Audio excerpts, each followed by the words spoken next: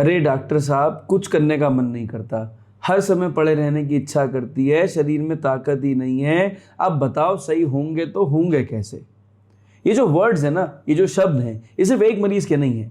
आज की डेट में 35 साल से प्लस के एज ग्रुप का हर दूसरा तीसरा पेशेंट कहीं ना कहीं ये वर्ड्स जो है जरूर बोल देता है। अब चाहे वो महिला हो या पुरुष हो, उससे कोई फर्क नहीं पड़ता। उसका रीजन है कि देखिए, हम अपने ऊपर ध्यान नहीं दे पा रहे हैं। आज की भाग दौड़ की जिंदगी में हम इतना ज़्यादा बिजी हो गए हैं कि जब हम बीमार होते हैं ना, तब हमें महसूस होता है कि हमारे अंदर कमजोरी जो है वो घर कर गई है। अब हमारी मेडिकल की भाषा में we call it as generalised weakness. तो आज इस वीडियो में हम चर्चा करेंगे कि भाई ये जो कमजोरी है, जनरलाइज्ड वीकनेस है, इसके क्या कारण है और कैसे हम होम्योपैथिक दवाइयों से इस कमजोरी को दूर कर सकते हैं। अब अगर आप समझदार हैं, रिक्वेस्ट करेंगे कि आप वीडियो पूरा जरूर देखें। तो जब सबसे पहले हम कारणों पे चर्चा करेंगे तो देखिए, कमजोरी का एक बहुत बड़ा कारण जो कि खासकर महिलाओं में देखा जाता है वो है आयरन डेफिशिएंसी अनीमिया, यानी हमारे शरीर में जो लौह तत्व है उसकी कमी। और महिलाएं अक्सर इससे ग्रस्त रहती हैं। जो हमारे पास यंग बच्चियां आती हैं, कई बार वो भी ग्रस्त होती हैं और कुछ हद तक लगभग 10% के आसपास पुरुष भी आयरन डेफिशिएंसी अनीमिया से जूझते हैं। अब जब हमने न्यूट्रिशन की बात की तो दूसरा कारण जो है वो कहीं ना कहीं पोषण पर जरूर आ जाता है कि आज के मॉडर्न डे जमाने में लोग अपने वजन को मेंटेन करने के लिए कैलोरी डेफिसिट डाइट लेने लग जाते हैं। यानी हम एक ऐसी डाइट ले रहे हैं जिसमें हम चाह रहे हैं हमारे शरीर में ना बहुत ज्यादा कैलोरी ना जाए, जिसकी वजह से हमारे शरीर में कोई और प्रॉब्लम ना हो। और ऐसी कंडीशन में कई बार कैलोरी डेफिसिट डाइट लेने की वजह से, यानी कम मात्रा में खाना लेने की वजह से, या दिन में 2 बार खाना खाने की वजह से, या आप ऐसा भी समझ सकते हैं कि जिस समय खाना खाना है उस समय खाने की मात्रा को कम करने की वजह से हमारे शरीर में भरपूर मात्रा में एनर्जी नहीं पहुंचती, जिस वजह से कैलोरी डेफिसिट होने की वजह से हम लोग कई बार बहुत ज़्यादा कमज़ोर फील करने लग जाते हैं। अब यहीं पर जो तीसरा कारण आ जाता है वो न्यूट्रिशन से ही जुड़ा है कि अगर हमारी डाइट बैलेंस नहीं है, हम फल नहीं खा रहे हैं, हम सलाद नहीं खा रहे हैं, हम मैग्नीशियम नहीं ले रहे हैं, हमारे इस खाने में कहीं ना कहीं बीपी ना बढ़ जाए तो सोडियम की मात्रा कम ले रहे हैं, ठीक है, या बीपी बढ़ने से रोकने के लिए पोटेशियम की मात्रा ज़्यादा ले रहे हैं, तो ऐसी कंडीशंस में भी पेशेंट को कई बार इस तरह की परेशानियां होने लग जाती हैं। अब अगर देखिए हम हार्मोनल समस्याओं के ऊपर आए तो कहीं ना कहीं आप देखेंगे कि थायराइड डिसऑर्डर से ग्रस्त जो पेशेंट्स हैं उनको भी ये वाली परेशानियां जो हैं वो बहुत ज़्यादा होने लग गई हैं। और मैंने कई बार थायराइड पेशेंट्स को डायग्नोज ही इसी बेस पे करा है कि बाकी सब कुछ सही है, एक ये वजन कम नहीं हो रहा और दूसरी ये कमजोरी नहीं जा रही। जब थायराइड के ऊपर बात करेंगे तो डायबिटीज कैसे पीछे छूट सकती है।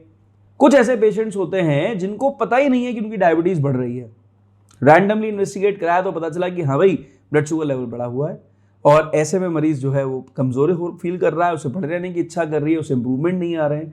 और कई बार ऐसा भी होता है कि वैसे ब्लड शुगर मेंटेन रहती थी लेकिन कैलोरी डेफिसिट होने की वजह से हाइपोग्लाइसीमिया हो गया। यानी जब हमने शरीर में खुराक की मात्रा को कम करा, अपने पोषणों को कम करा और हम ज्यादा देर भूखे रहे, तो ऐसी कंडीशन में फास्टिंग स्टेट में शरीर के अंदर चीनी का प्रवाह एकदम बढ़ गया, हाइपोग्लाइसीमिया हो गया, और इस वजह से पेशेंट को इस तरह की परेशानियां होने लग गई। एग्जाम टाइम में हमारे घर में जो महिलाएं हैं जो अपने बच्चों को पढ़ाई करवा रही हैं, वो इतना बिजी हैं उनकी पढ़ाई करवाने में, उनको सिलेबस कंप्लीट कराने में, कि अपने खाने पीने की सुध बुध भूल गई हैं और फिर उन्हें कमजोरी शुरू हो जाती है।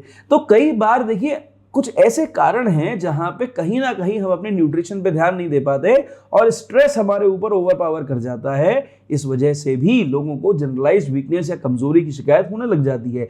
इसके अलावा अगर आप किसी क्रॉनिक स्ट्रेस से जूझ रहे हैं, कुछ ऐसा नुकसान हो गया जिंदगी में, या कोई छोड़ के चला गया, या किसी का देहावसान हो गया, एनीथिंग, कोई एक ऐसा फैक्टर जिसके ऊपर आप घर पकड़ के बैठ गए हैं, जो आपके मन से नहीं निकल रहा है, उसकी वजह से आपको एनोरेक्सिया नर्वोसा हो जाता है, भूख लगने की इच्छा नहीं करती, खाना खाने का मन नहीं करता, और आप ओवर थिंकिंग के मरीज हो जाते हैं, एंजाइटी डिसऑर्डर में चले जाते हैं, और फिर उसके बाद आप कमजोरी के शिकार होने लग जाते हैं। क्रॉनिक कंडीशंस जो कि जिसको हमने ध्यान नहीं दिया है, अनअटेंडेड हैं, उनकी वजह से भी लोगों को जनरलाइज्ड वीकनेस होने लग जाती है।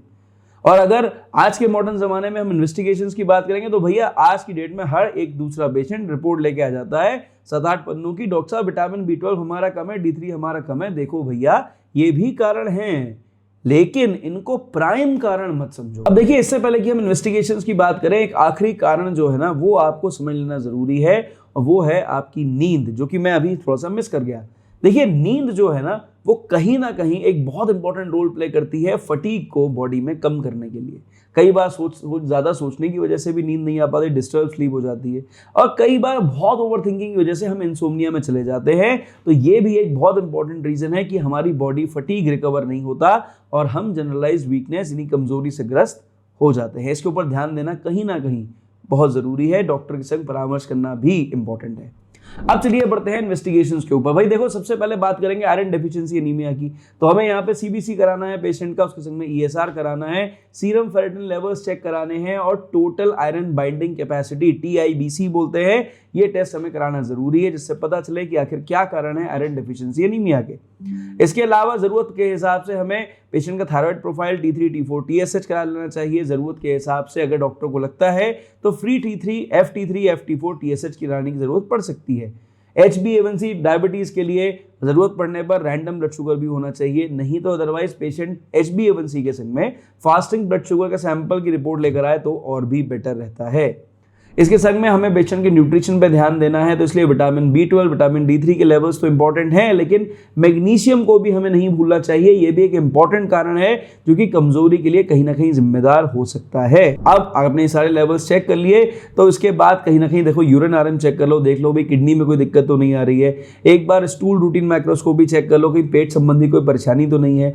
अगर मरीज को नींद संबंधी दिक्कत आ रही है तो जरूरत पड़ने पर डॉक्टर के हिसाब से कोर्टिसोल लेवल चेक करने की जरूरत पड़ सकती है, और कुछ नहीं तो आप एक प्लेन LFT KFT करा के देख लो कि भैया किडनी लीवर ढंग से काम कर रहा है या नहीं कर रहा है। अब जब ये सारे पैरामीटर्स आप कवर कर लेते हैं तो फिर कहीं ना कहीं मोटे मोटे कारणों के बारे में पता चल जाता है, बाकी हिस्ट्री टेकिंग से पता चल जाता है। एक बात मैं आपको क्लियरली बता दूं, कभी भी अगर आप अपनी कमजोरी का ट्रीटमेंट करना चाहते हैं या सेल्फ मेडिकेट करना चाहते हैं तो प्लीज जितने टेस्ट मैंने बताए हैं सारे टेस्ट कराने की जरूरत नहीं है। एक डॉक्टर से परामर्श के बाद क्लियर हो जाएगा कौन से इन्वेस्टिगेशंस की वास्तव में रिक्वायरमेंट है, सिर्फ वही इन्वेस्टिगेशंस कराएं और उससे क्लियरली आपको पता चल जाएगा, और उसके हिसाब से दिया गया ट्रीटमेंट और डाइट आपके लिए हमेशा फायदेमंद साबित होगी। अब चर्चा करेंगे यहाँ पर होम्योपैथी की 5 ऐसी बहुत इंपॉर्टेंट दवाइयों के ऊपर जो कि आपकी कमजोरी को इंप्रूव करने में आपकी पूरी हेल्प करेंगी। और हम यहाँ पर चर्चा करेंगे सबसे पहले एक बहुत इंपॉर्टेंट दवा जो खासकर हमारे बुजुर्ग पेशेंट्स में बहुत कारगर साबित होती है, जिसका नाम है VitaC15 के बारे में। देखिए VitaC15 दो तरह से डॉक्टर रैकवेग कंपनी जो है वो मैन्युफैक्चर करती है। एक आता है VitaC15 का सिरप और एक आता है VitaC15 के एम्प्यूल्स, और ये दोनों दवाइयां थोड़ी सी कॉस्टली हैं, लेकिन अब जो भी उनका प्राइस है ना उसके अकॉर्डिंग वो भरपूर काम करती हैं। मैंने कई बार जो बुजुर्ग पेशेंट्स हैं जो 60+ की एज ग्रुप में आते हैं, उनके घर वाले आते हैं कि भैया माता जी की तो इच्छा नहीं कर रही खाना खाने की, पड़े रहने की इच्छा कर रही है, और कह रही हैं भाई अब तो हमारा जाने का समय हो गया, आप छोड़ दो, कहाँ चक्कर में पड़ रहे हो, क्यों हमारा इतना सेवा कर रहे हो। जब ऐसी बातें पेशेंट करने लग जाता है तो मैं सबसे पहले कहता हूँ भैया एक काम करो, थोड़ा पैसे खर्च कर लो, VitaC15 के 12 एम्प्यूल ले आओ, मार्केट में मौजूद हैं, और आधा एम्प्यूल माता जी को सुबह शाम दो और 12 दिन तक रेगुलरली दो, अपने आप रिजल्ट दिखने लग जाएगा। हाइड्रेशन का ध्यान रखो, पानी खूब पिलाओ, इनको कुछ नहीं तो नारियल पानी सुबह शाम दो, 12 दिन में देख लो 12 दिन में माता जी कितनी इंप्रूव करती हैं। और विश्वास मानिए 12 दिन पहुंचने की जरूरत नहीं पड़ती है, 7 दिन में पेशेंट रिकवर हो जाता है। ये सिर्फ माता जी लोग ही नहीं, जितने हमारे बुजुर्ग जो है घर में हैं जो 60+ की एज ग्रुप में है, कहीं ना कहीं जनरलाइज्ड वीकनेस और फटीग से ग्रस्त हो जाते हैं, उनको इंप्रूव करने की सबसे शानदार दवा है। अब आ जाते हैं दूसरी दवा के ऊपर। दूसरी दवा बेसिकली एक सिरप बेस्ड दवाई है, और ये जो सिरप बेस्ड दवाई है इसका नाम है पेंटाफॉस सिरप। ये जो पेंटाफॉस सिरप है, देखिए कोई भी एज ग्रुप का पेशेंट मेरे पास आए और अगर वो बोलता है कि डॉक्टर साहब मेरे को इस तरह की दिक्कत हो रही है, तो मैं हमेशा 35+ की एज ग्रुप में मल्टीविटामिन देने की बजाय पेंटाफॉस सिरप रिकमेंड करता हूं।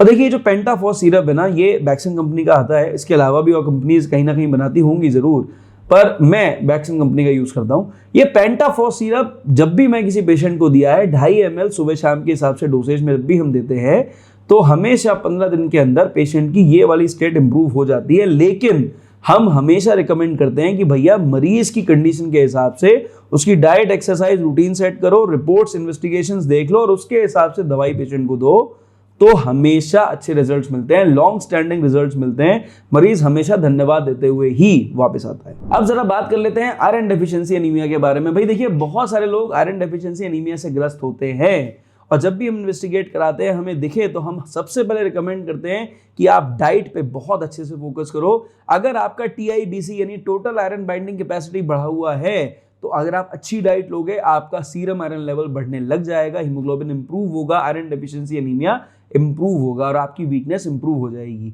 ऐसे में फेरम फॉस 6X बायोकेमिक दवाई जो है वो होम्योपैथी में उपलब्ध है। आप 4 गोली सुबह शाम के हिसाब से पेशेंट को रेगुलर दो, जरूरत पड़ने पर दिन में 3 बार दो और कम से कम पेशेंट को बोलो कि भैया देखो 3-4 हफ्ते लग के अपने ऊपर मेहनत करो, ये दवा संग में लो, आपका आयरन एब्जॉर्प्शन बढ़ जाएगा, आपको कोई भी फॉलिक एसिड की मेडिसिन लेने की जरूरत नहीं है। कई बार प्रेगनेंसी में हम पेशेंट्स को रिकमेंड करते हैं कि अगर फॉलिक एसिड सूट नहीं हो रहा है आप फेरम फॉस 6X लीजिए, आपको बहुत अच्छे इंप्रूवमेंट्स मिलेंगे। अब अगर देखिए आप स्ट्रेस की वजह से परेशान हैं और ये स्ट्रेस आपको कमजोर कर दे रहा है, आपको जो है फिजिकली ड्रेन कर दे रहा है, तो ऐसे में आपको काली फॉस 6X और एसिड फॉस 30 पोटेंसी की दवा जरूर कंज्यूम करनी चाहिए। एसिड फॉस 30 2 बूंद दवा 2 चम्मच पानी में डालकर दिन में 2 बार और काली फॉस 6X की 6 गोली सुबह शाम अगर आप रेगुलर 6 वीक्स यानी 6 हफ्ते तक लेते हैं तो आपके ऑफिस का काम, आपके बिजनेस का काम अगर आपको इमोशनली और फिजिकली ड्रेन कर दे रहा है तो वो ड्रेनेज रुक जाएगा और आप खुद को कमजोरी से रिकवर होता हुआ पाएंगे। और ऐसे में ये दोनों दवाइयाँ बहुत बढ़िया काम करती हैं, मेंटल रिलैक्सेंट हैं और जो फिजिकल एग्जॉस्शन, फिजिकल ट्रेनिंग होती है ना स्ट्रेस की वजह से, उसकी रिकवरी में सबसे शानदार दवाइयाँ हैं। अब आ जाते हैं लास्ट दवाई के ऊपर, जो कि अगर आप कोई बहुत समय से क्रॉनिक डिजीज या क्रॉनिक इलनेस से सफर कर रहे हैं और उसकी वजह से आप रिकवर नहीं कर पा रहे, तो यहाँ पर चाइना 30 एक ऐसी दवा है जो आपकी हमेशा मदद करेगी। मेरी ओपीडी में मैंने देखा है कि जब भी कोई ऐसा पेशेंट आ जाए ना जो कहे कि डॉक्टर साहब ऐसा हो रहा है, इतने साल से हो रहा है, ये हो रहा है, ये हो रहा है, बहुत सारी मोटी मोटी फाइल, बहुत सारी बड़ी बड़ी कहानियां और संग में वो लाइन बोल दे जो मैंने वीडियो की शुरुआत में बोली, भैया चाइना 30 2 बूंद दवा 2 चम्मच पानी में डालकर दिन में 3 बार दो, 15 दिन तक, 15 दिन के बाद सुबह शाम कर दो, 6 हफ्ते रेगुलर दो और अपने आप रिजल्ट देख लो। डाइट, एक्सरसाइज, रूटीन मरीज के हिसाब से सेट होना चाहिए, डायग्नोसिस पेशेंट के हिसाब से होनी चाहिए, रिकवरी जरूर मिलती है। तो आई होप कि इस वीडियो को देखने के बाद ना आपके चक्षु, आपके नेत्र खुल गए होंगे, आपको समझ में आ गया होगा कारण है तो निवारण भी है, पर कारण को जानने के लिए इन्वेस्टिगेशन जरूरी है और निवारण के लिए डॉक्टर का एक्सपीरियंस बहुत जरूरी है। अगर हम मिलके काम करेंगे तो पेशेंट क्यों नहीं इंप्रूव होगा, बिल्कुल इंप्रूव होगा।